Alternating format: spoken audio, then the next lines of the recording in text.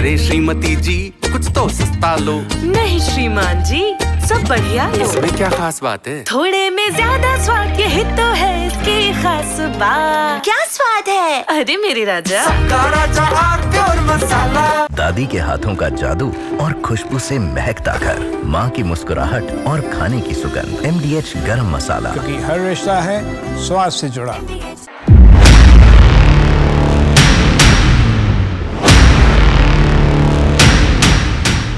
नमस्कार, देश की बात में आप सभी का स्वागत है, अभिनंदन है।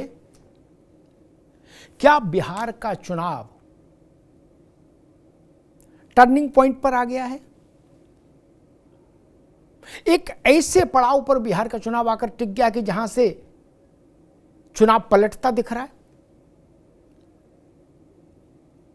और क्या बिहार के राजनीतिक घमासान में एक ऐसा मुद्दा प्रवेश कर गया जिसने भारतीय जनता पार्टी को पूरे देश भर में एक बड़ा राजनीतिक अभियान चलाने का अवसर दे दिया? बड़ी घटना घट गई। कांग्रेस के मंच से, जिस पर राहुल गांधी और तेजस्वी यादव कुछ क्षण पहले मौजूद रहे हो, उस मंच से कांग्रेस के AICC का मेंबर प्रधानमंत्री नरेंद्र मोदी की स्वर्गीय मां को गाली दे दे, माइक पर अभद्रतम गाली। स्वाभाविक है इस पर हाहाकार होना था और हाहाकार शुरू हो गया। बिहार में जगह जगह झड़प हो रही है, लाठी डंडे चल रहे हैं और भारतीय जनता पार्टी ने देश भर में इसको बड़ा मुद्दा बना दिया।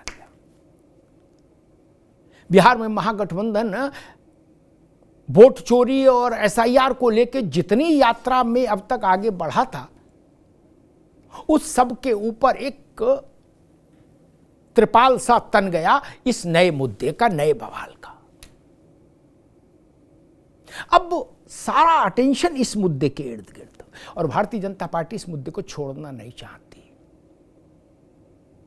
क्योंकि पिछले 10-11 वर्षों का इतिहास बताता है, जब से नरेंद्र मोदी राष्ट्रीय पटल पर आए, वो बताता है चुनावी इतिहास कि जब जब नरेंद्र मोदी को गाली दी गई या उनके परिवार या उनके समाज पर आक्षेप किया गया, तब तब भारतीय जनता पार्टी को चुनाव में आशातीत अप्रत्याशित सफलता हासिल हुई।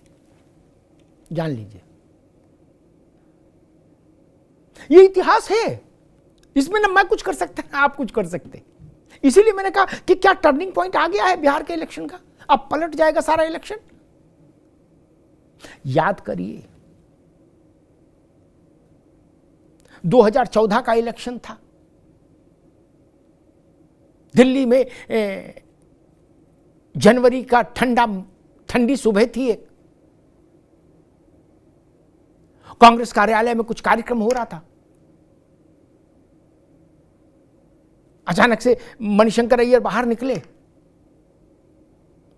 उनसे पत्रकारों ने पूछ लिया कि भाजपा कह रही है कि अब की बार मोदी सरकार। तो मणिशंकर अय्यर ने कहा कि चाय वाला प्रधानमंत्री बनेगा। हम ज्यादा से ज्यादा ये कर सकते हैं, अपने दफ्तर के बाहर फुटपाथ पर उसको एक छोटी सी जगह दे दे जहां वो चाय की ठेल लगा ले। भाजपा के लिए अय्यर का यह कथन आशीर्वाद बनकर फला और प्रचंड बहुमत से नरेंद्र मोदी की अगुवाई में भाजपा केंद्र की सत्ता में आ गई। बिहार में चुनाव था,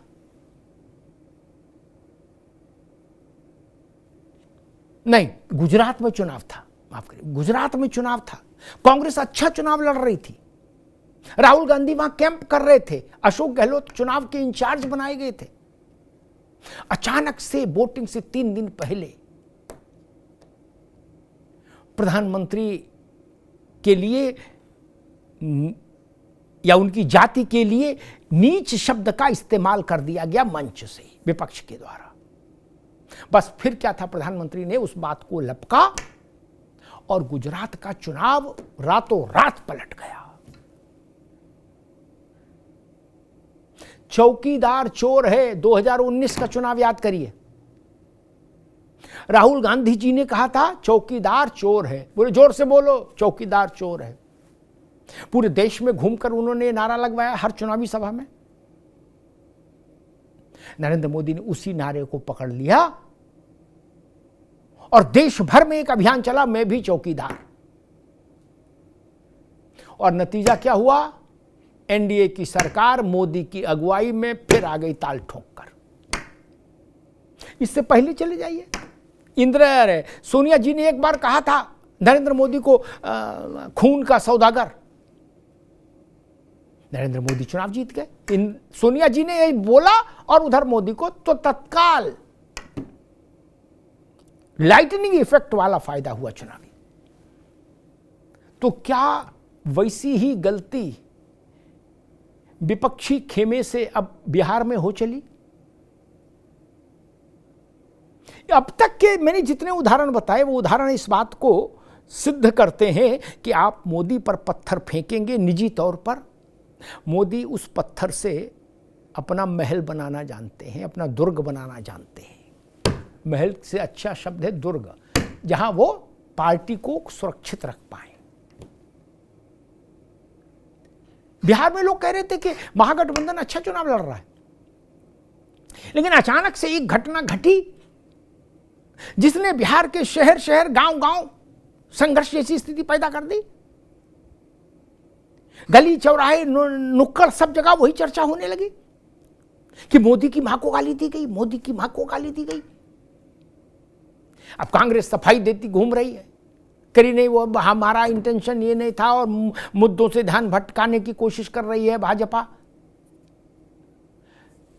भाजपा का प्रश्न है कि गाली दी गई कि नहीं दी गई। गाली दी गई, उत्तर है, उसका रिकॉर्ड है, सबूत है, बात खत्म हो गई। और इस देश में प्रधानमंत्री की मां को कोई गाली दे या किसी भी बड़े नेता की परिवार के लोगों को कोई गाली दे, ये इस देश का समाज स्वीकार नहीं करता, करना भी नहीं चाहिए और करता भी नहीं। अब भारतीय जनता पार्टी ने इस मुद्दे को ब्रह्मास्त्र की तरह हाथ में थाम लिया है, ब्रह्मास्त्र की तरह। केवल बिहार में नहीं, भाजपा इस ब्रह्मास्त्र को हर चुनावी राज्य में चलेगी और कांग्रेस को कटघरे में खड़ा करेगी, कांग्रेस के मित्रों को कटघरे में खड़ा करेगी, जो उनके राजनीतिक मित्र हैं। संकट में फंसना है। अब कांग्रेस के पास कोई चारा भी नहीं, क्योंकि मंच उनका था। जिसने गाली दी वो अखिल भारतीय कांग्रेस कमेटी का मेंबर है। आप उसको कैसे डिसोन कर सकते हैं? इसलिए मैंने कहा शुरुआत में कि क्या सच में बिहार का चुनाव पलटा दिया ये कांग्रेस की इस एक गलती ने? भारतीय जनता पार्टी अंदर से जरूर सोच रही होगी, उसके रणनीतिकार,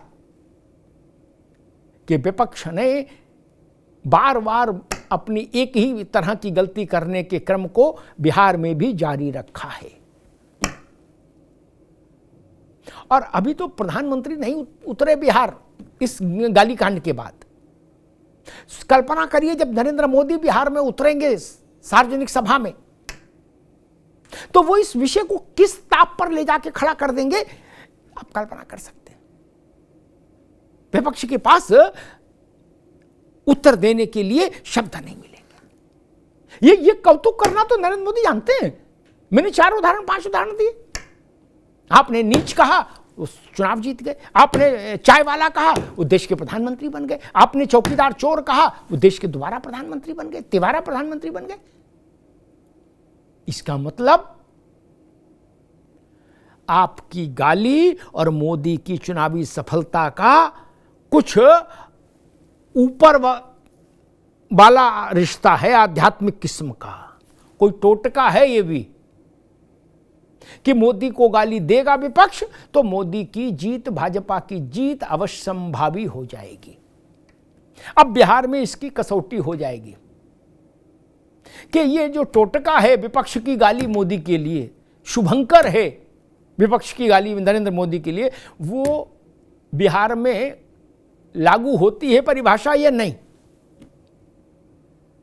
क्योंकि अगर ऐसा हुआ कि भाजपा ने बिहार में चमत्कार कर दिया तो उस चुनावी चमत्कार का एक बड़ा श्रेय कांग्रेस के उस नेता को भी जाएगा जिसने नरेंद्र मोदी जी की मां को गाली दी मंच से। तब